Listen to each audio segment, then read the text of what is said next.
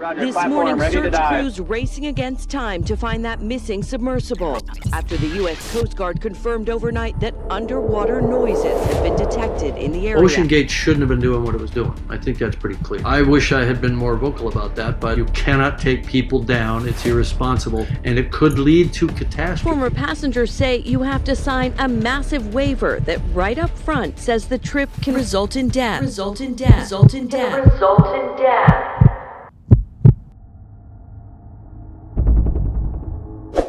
What were you thinking?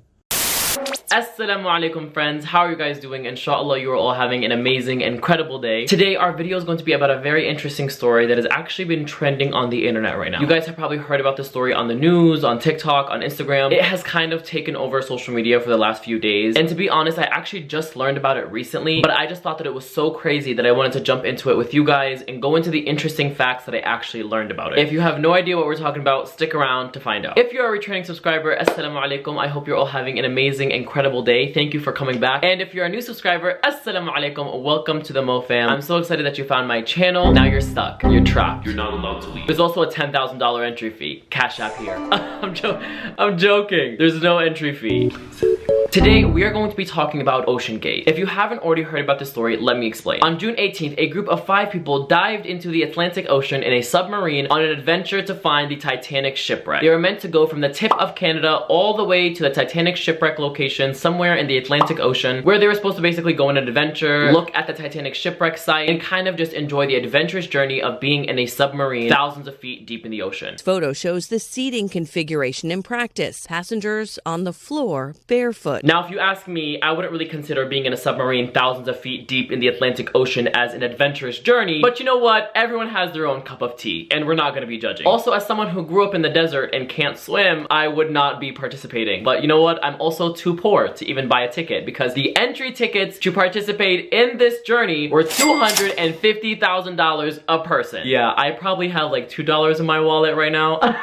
I'm not joking. Please send me money. Oh my god. Yes, you heard me right. $250,000 to dive almost 3,000 feet into the ocean to look at the Titanic shipwreck. I mean, why not just open Google Images? Like, you could just look at it there, right? And obviously from that fact, you could probably deduce that the people in this submarine were very wealthy. And if you were to come to that assumption, you would be 100% correct, because a lot of the people on this submarine were billionaires. Billionaires. With a B. With a big old B. Yes, you heard that correct. A group of multi-millionaires and billionaires decided they wanted to plunge into the depths of the Atlantic Ocean to go look at a ship that sank 111 years ago. Okay, I'm sorry, let's continue. And in this video, we are going to be discussing all aspects of this journey. We're going to be breaking down who was on board. We're also going to be diving deep, no pun intended, into some really cool facts like the size of the submarine, the different life support features that were included on board, all these different facts that I heard get mentioned every now and then, but not really dive deep into. So I need to really stop saying dive deep. Like, that is a very unintended pun, I'm sorry. That were delved into, okay, that's worse. All right, that were mentioned. Okay, first, let's start off by explaining what the heck is the Titan submersible. What does this thing look like? Why are people getting into this thing? But going this deep underwater is actually technologically harder to engineer. So this submarine that you keep hearing about all around the news is actually called the Titan. It is a submersible vehicle. I know, I sound like a nerd right now. Which obviously is a vehicle that's meant to operate underwater. Now, the vehicle was owned by an American company called OceanGate, which is a privately owned company. Now, this company offers services like ocean expeditions, tourism, research and exploration activities, basically a lot of rich people stuff that me and you will probably never get around to doing. Because, you know, I'm just curious, what happened to kayaking? You know, like, what happened to, like, rowing the boat? Row, row, row your boat. Row, row, row your boat gently down. Row your boat down the ocean, row your boat down the ocean, down the merrily stream. Now, let's talk about the size of the submarine. Now, this thing was actually tiny compared to what I thought it was going to be like. Because when I think of a submarine, I'm thinking of like a massive ship, okay? I don't know why. I'm just stupid and that's what I thought about. But in reality, submarines are actually pretty small, and submersible vehicles, or whatever you guys want to call them, are even tinier. And the reason they're this small is because it makes it easier for them to maneuver down in the ocean, and it's also just way cheaper to make them small. So I actually looked up how big the submersible was, was, and it said that it was 6.7 meters long. Now, I live in America, so I don't know what meters is. How many feet is 6.7 meters? 22 feet. 22 feet. I mean, I'm 7 foot, so that's like 3 of me. I'm joking. I'm 6'11". Now you know damn well you ain't no 6 foot. What your 4'2" looking at. Now, to make matters even worse, the submarine is only 2.8 meters wide, okay? I'm saying that like I know how wide that is. Alexa, how many feet is in 2.8 meters? It's about 9 feet 2 inches. 9 feet wide. 9 feet wide. You want to fit 5 people in a space 9 feet wide? You want me to go 4,000 miles deep into the ocean with 5 people in a space that's only 9 feet wide? You're crazy. You're a psychopath. You're a psychopath. Now, this is probably the worst part in my opinion, but let's see how tall the ceilings were in the submarine. The submarine ceiling was only 2.5 meters high. 8 feet. 8 feet. And listen, you probably might think like, okay, I can make that work, but you can't. Look at this picture inside the submarine. Inside, the sub has about as much room as a minivan. So this is not your grandfather's submersible. You only have one button, that's it. It should be like an elevator. You know, it shouldn't take a lot of skill. No. Absolutely not. Take me out. Take me off board right now. Get me out of the submarine. Get me out right now. Take me out. No, get me. I want to get off. Hey, King. So you actually were never invited on. You can't afford the ticket to even get on the submarine. Anyways, all these measurements can kind of be really confusing to kind of imagine in your head. So I looked up some similar measurements, and it's basically the size of a big minivan. So imagine plunging into the ocean in a minivan. Like, that would be pretty cool, right? Now, the submarine can go as deep as 4,000 meters into the ocean, and it can travel at a max speed of 3.5 miles an hour. I know that from like cartoons and stuff that submarines move really slow, but to move 3 miles an hour, slap a dang motor on that thing. Slap a dang engine on that thing. Get some horsepower in that sucker. Let's drive that. And the last fact about the submarine that I thought was kind of cool is that it weighs 20,000 pounds. Oh my god, same. I'm joking. I weigh 21,000 pounds. Yeah, 20,000 pounds floating in the ocean. Tell me how that makes sense. How does something that's 20,000 pounds float? You're lying. You're lying. I don't float. I don't float, and I'm not even that heavy. How come I don't float? Hey, it's me editing here, but I thought I would share some details that I found since I filmed this video that I thought were really interesting and kind of suspicious. So, like I mentioned earlier, OceanGate is a private company that offers expeditions to the Titanic shipwreck. So basically, they'll take you and your friends to go visit the Titanic shipwreck site, and like I mentioned, it costs $250,000, which is a boatload of money, okay? Keep making all these puns. These are unintended puns. I said it was a boatload of money. A boatload. I've never said boatload in my life. Now you're probably wondering, Mohammed, why are you bringing this up again? Well, because I found some sketchy stuff online about the submarine and the equipment inside of it. And by suspicious, I mean like very, very suspicious. Before I continue to go into detail about the suspicious stuff that I found, I do have to give you guys a disclaimer that this is a very powerful and rich company, and I am a very poor person. So everything I am saying is purely my opinion. A lot of the stuff that I'm going to be relaying to you is from third-party sources on social media, from things I found on the news, but if I'm being honest, I kind of believe it. OceanGate, if you're watching this, and I know you guys are, I can't swim and I'm poor. Please leave me alone. Now let's explain how some of the equipment in the submarine were super sketchy, and honestly, when I watched this video, my jaw dropped because I could not believe that this was real. So as you can see in the CBS Morning interview, one of the CBS Morning reporters actually goes on a Titanic trip with OceanGate in one of their submarines and actually explores inside of the submarine, looks at the equipment, kind of does a little bit of investigation. Watching this and knowing that it was before any of this even happened was mind-blowing. And yet, I couldn't help noticing how many pieces of this sub seemed improvised. We can use these off-the-shelf components. I got these from Camper World. We run the whole thing with this game controller. Come on! It seems like this submersible has some elements of MacGyver-y jerry-rigness. I mean, you're putting construction pipes as ballast. I don't know if I'd use that description of it. The CEO of OceanGate was literally using old parts from different construction sites and using scraps of metal and literally using game console controllers. And he was using it to steer and operate a freaking submarine 4,000 meters underwater. Okay, now let me talk about what I thought was genuinely the most sketchy and honestly the most concerning part about all of this. The communication center. Now, when I tell you that you're paying $250,000 to go onto a submarine to travel 4,000 meters underwater to go visit the site of the Titanic shipwreck, you're probably thinking that you're gonna get your money's worth. There's gonna be a lot of people making sure that the submarine is where it's meant to be. There's gonna be a really good GPS. There's going to be a lot of advanced technology involved in getting you where you're going. That's what would make you feel safe, right? No, absolutely not. This is the communication center room. Titan sitting at 3742 meters, reports on bottom. He said, do you know where we are? 100 meters to the bow, then 470 to the bow. If you are lost, so are we. There's no GPS underwater, so the surface ship is supposed to guide the sub to the shipwreck by sending text messages. Turn 30 degrees right? Probably, 30 degrees. But on this dive, communications somehow broke down. The sub never found the wreck. We were lost. We were lost for 2.5 hours.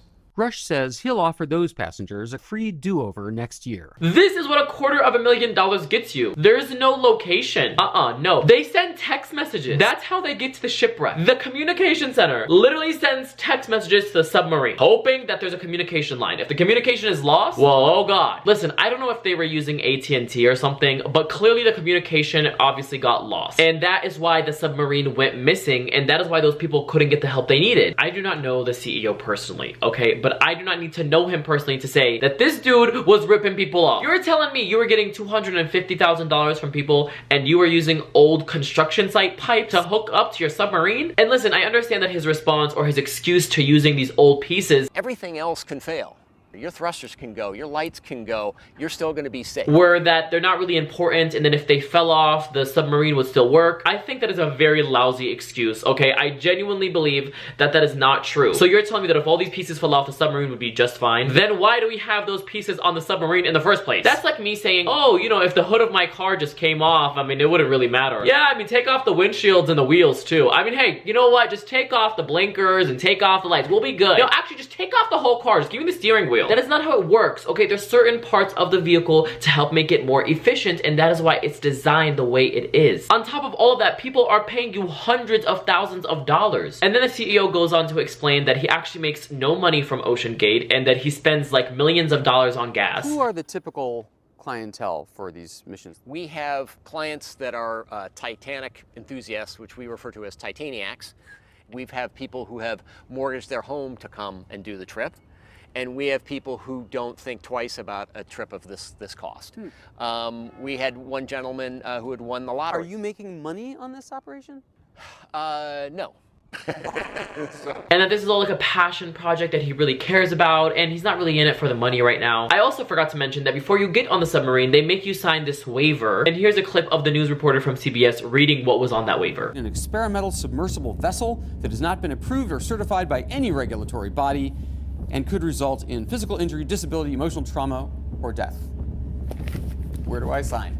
Really? Come on now. Are you serious? How is this real life right now? How are people okay with going with these submarines? Like, honestly, I'm starting to think that these billionaires didn't do any research. Like, if I were to spend $250,000 and about to go 4,000 meters in the freaking ocean, I would probably look up the name of the company and see this interview and be like, yeah, no, I'm good. On top of all of that, they call this submarine a experimental vessel. Experimental. I'm sorry, I'm not a guinea pig. I'm not. I'm a human being and I'm not going to be experimented on. This vehicle is not regulated by any regulatory body. That means it has not been approved by any official organization who deals with approving vehicles and machines and stuff like that to make sure that they're safe for riding and make sure that they're safe for commercial tourism, which is what this company is trying to be. This dude used a bunch of scrap metal to make this submarine. He had a very lousy communication center that was practically set up to fail because, hello, you're gonna send text messages in the ocean. Sometimes I can't even get a text message signal on land. You're telling me you want to get one 4,000 meters in the ocean? What are you gonna tell me next time? You guys were using Snapchat as your freaking form of communication, and then he wants to use a video game console controller as the remote control for this whole vehicle. I don't know, it just sounds very sketchy, and to be honest, I do think that there was some neglect going on behind the scenes because honestly, I do not think that the submarine was safe to ride, and I think that he actually knew that, and the employees knew that, and they were just kind of BSing their way through it. I mean, he's dead now, so I don't want to speak poorly about him, but I do think that there was some neglect going on behind the scenes. May he rest in peace. Also, interesting fact, a lot of people on social media are are saying that this whole incident was actually mentioned in an old Simpsons cartoon episode. I'm not gonna sit here and claim that the Simpsons have the ability to predict the future, but this is pretty accurate to what happened. Like, it's very odd that the Simpsons are somehow always getting these scenes from the future. Look!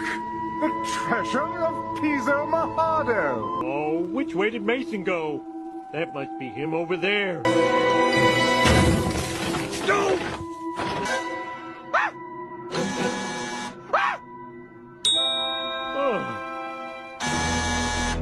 Anyways, let's get back to the main video. Here's one interesting fact that I didn't hear anyone mention. They were only 190 meters away from the point where the submarine would begin to combust. Now, I don't know about y'all, but that sounds risky to me. And like I mentioned earlier, I ain't no mermaid. You put me in the Atlantic Ocean, I will drown. I can doggy paddle. I will doggy paddle all day. Now let's talk about what happened on board and what was kind of going on during the whole trip. So the Titan submarine leaves Newfoundland, Canada around 6 a.m. and ventures off into the Atlantic Ocean. For the first 2 hours of the trip, everything's smooth sailing, okay? Everything's going well, the 5 people on board are getting along, everything's great. But then 2 hours into the trip, they lost communication with the mothership, or the vessel that carried them into the Atlantic Ocean, and they kind of started to freak out, I can only imagine. Now, the mothership that carried them into the ocean immediately reported this to the United States Coastal Guard. Then the US Coast Guard immediately put together a search team. Like, it only took 2 hours for something bad to go wrong. I don't know why, but I find it really interesting to talk about who was actually on board of the submarine. And like we already mentioned, 61-year-old Stockton Rush, the CEO of OceanGate himself, was actually in the submarine. This dude literally owns the submarine. He owns the company that the submarine belongs to. He is very well versed in these expeditions. He's been doing this for a really long time. Next, we have 58-year-old Hamish Harding. He was a British space tourist and pilot, also regarded as an adventurer and explorer. He actually owns an aviation company, which I think is based in the United Arab Emirates. He actually visited the South Pole several times. He dived into the Mariana Trench, and he's been in space. So this guy's been all over the world. Next, we have Paul Henry Nargalios. Sorry, I can't pronounce his name. He's French. He's a diver and a Titanic researcher who was known as Mr. Titanic. This guy has visited the Titanic shipwreck 37 times. He is very well versed in this expedition, okay? He has made this trip many times in his life. And of course, he is a deep sea explorer. Now last, but definitely not least, Mr. Dawood and his son Suleiman. Now, Mr. Dawood is actually a British Pakistani businessman. He was only 48 years old and his son Suleiman was only 19 years old. Now let me explain to you why I felt an unsettling feeling when I learned that the Dawood father and son duo were on the Titan submersible trip. Both of them are Muslim, and I know that this is kind of unrelated. I don't know, just finding out that 2 of the passengers were Muslim, it kind of just like shifted the way I thought about the whole thing. And I'll explain why, because I mean, when I hear about shipwrecks like this, I'm always thinking about how it's a tragedy. And of course, I'm always remembering Allah when I think about these kind of things, and I'm always just thinking like, oh, that's so crazy, subhanallah. But when I learned that there were 2 Muslims on board, it kind of made it a little bit more personal, because I started to think about how Allah really had a plan for these people that were on board, and just how you never really know when you're going to leave this world. Like, I just find it so crazy that these people were at the depths of the ocean when Allah subhanahu wa ta'ala chose to take their souls. Like, you never know when it's your time to go. It could be today, it could be tomorrow. That's why we have to treat every minute we have on this earth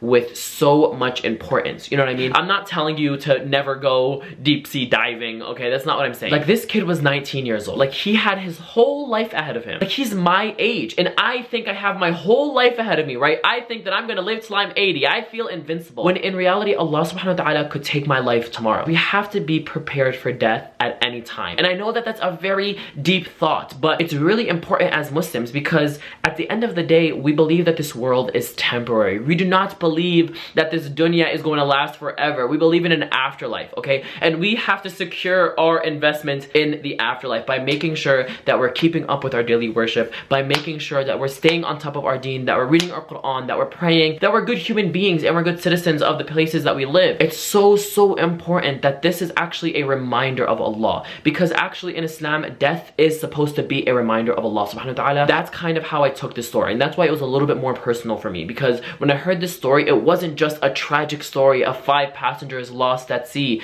It was a reminder that Allah subhanahu wa ta'ala can take you from this dunya at any time, and that no matter how far you run, whether you go all the way into space or you dive deep into the ocean, when your time is up, your time is up, and Allah will take you where He has written for you to leave this world. Now, like I mentioned earlier, the US Coast Guard put together a team on June 18th, and on June 22nd, they concluded their search, and they announced that all the passengers were deceased. They claimed that debris was found only 1,600 feet away from the Titanic shipwreck, and the US Coast Guard said that the submarine had imploded, causing the people inside to basically incinerate. I seriously make dua for those two Muslims. I ask Allah to have mercy on their souls. I ask Allah to give patience to all the passengers' families, and I make dua for all the passengers' families that Allah gives them ease during this time of suffering, and that Allah gives them patience during this hardship. And don't forget to subscribe to my YouTube channel, turn on your post notifications so you know every single time I post. Give this video a big thumbs up, and follow me on Instagram at Mufasamo, because that's where I'm the most active. I mean, if you want to. I'm not gonna force you. I'm not gonna force you to follow me. Anyways, thank you guys so much for watching, and inshallah, I'll see you guys next time. Bye!